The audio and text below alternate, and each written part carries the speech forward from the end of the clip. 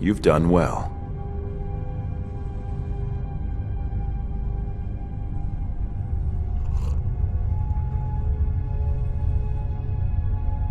Seems you fancy some fun with the ladies while keeping up appearances of protecting the realm.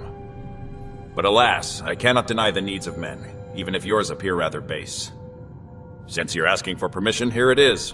Go ahead and search whoever you please. I believe it to be a false.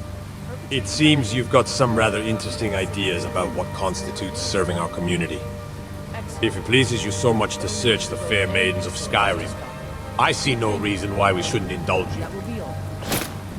After all, we must protect what needs protecting. I hear certain women of Skyrim possess valuable treasures between their legs. As for the other guards, they shall be informed immediately. Just remember to keep up appearances, always look sharp and maintain order. I'm at your service. I suppose I should consider myself lucky. At least you're not making me strip down naked. Yet.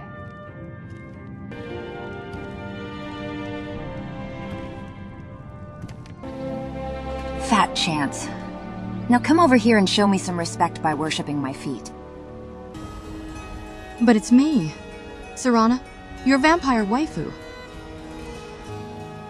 A guard, searching Maven Blackbriar. You've got a lot to learn, boy. Here's a coin to buy some wisdom.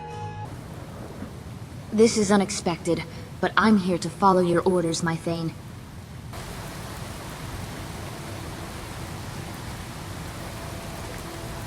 I'm not sure what to make of this, but I'll comply. After all, the law is the law, even for a Jarl. What I needed to do.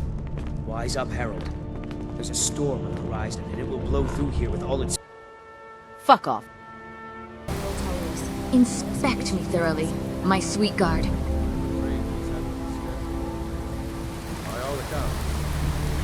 Surprising, but not entirely unexpected. A guard must do their job. Begin your search, then.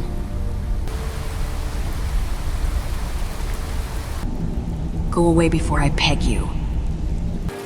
Search me, but we're on the same team here. Let's just hope nothing suspicious turns up.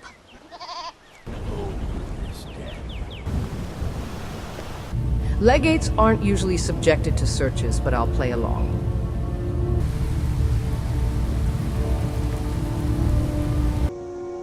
No way. Someone set me up. This isn't fair. Listen, I'm desperate. Maybe we could settle this with a little blowjob justice? No way. Someone set me up. You have to believe me. Do you accept favors instead of gold? Who told you I had that? Was it that lying snake, Lydia? How about we cut a deal? My mouth for your leniency. You've done well.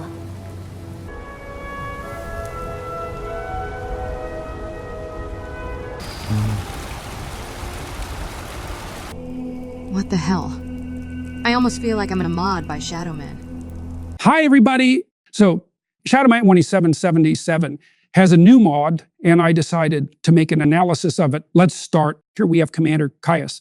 So there's a fatherly aspect. So here's what God as a father is like. You can enter into a covenant with it. You can make a bargain with it. The player gives him wine. Human beings are the only creatures in creation that can truly deceive. We have the capacity for evil, just like it says in the Adam and Eve story. We are the thing that can deceive, that can twist the structure of reality. So the player asks Commander Caius for more responsibility. It's no joke to be responsible for the security of people. And you have to behave very carefully when you're in a position of responsibility and authority like that, because you will get called out if you make mistakes. And Commander Caius agrees. That's what you should be encouraging your son to do. Go out there, confront the chaos of the unknown and the chaos that underlies everything, and do something useful that, as a consequence, makes your life better and make everyone else's life better. And you know you can do it. And man, that's the right thing to tell. That's the right thing to tell young men. Here is the female suspect. That's a direct encounter with chaos, and it occurs with devastating force. The young man is now faced with temptation. Jung said very clearly that the first step to enlightenment is the encounter with the shadow.